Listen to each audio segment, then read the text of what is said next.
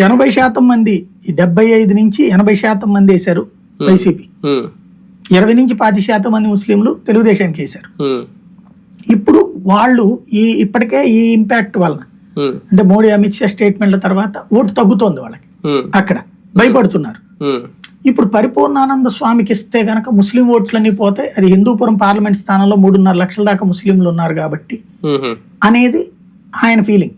అదే కాకుండా రాష్ట్ర వ్యాప్తంగా ఒక కాషాయం కట్టిన స్వామీజీకి ఇస్తే ముస్లింలు అందరూ ఎదురు తిరుగుతారు, మరో యోగి ఆదిత్యనాథ్ని తయారు చేస్తున్నాడు చంద్రబాబు అని ఫీల్ అవుతారు అని ఈయనకి రాబిన్ శర్మ టీమో ఫీడ్బ్యాక్ ఇచ్చారు. ఈయన అది బేస్ చేసుకుని ఆపారు, ఎందుకంటే ఎట్లాగో హిందువులు పోలరైజ్డ్ గా ఉంటారు కదా అన్నట్టు.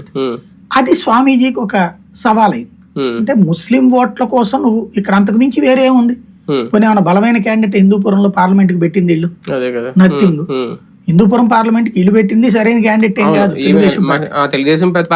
కాదు, వైసీపీకి వచ్చేటప్పటికి ఆవిడని తీసుకొచ్చి పెట్టారు కదా కర్ణాటక శాంతని. కొంత ఆ కర్ణాటక వీళ్ళందరూ ఉద్యోగాల కోసం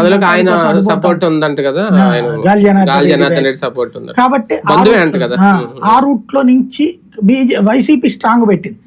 తెలుగుదేశానికి స్ట్రాంగ్ లేనప్పుడు స్వామీజీని పెట్టుంటే అది కరెక్ట్ గా ఉండేది. ఎందుకు ఈయనకు బీజేపీ అట్టించి ఉంటది కాబట్టి, గాలి జనార్దన్ రెడ్డి ఆల్రెడీ మన బీజేపీలో చేరాడు కాబట్టి ఆ రూట్ లో నుంచి కంట్రోల్ చేయగలిగారు. 3 లక్షల ఓట్ బ్యాంక్ ఎందుకు పోవాలి అని. ఇప్పుడు అదే ముస్లింలు మొన్న ఆయన పెట్టిన ప్రోగ్రాంలకు వస్తున్నారు.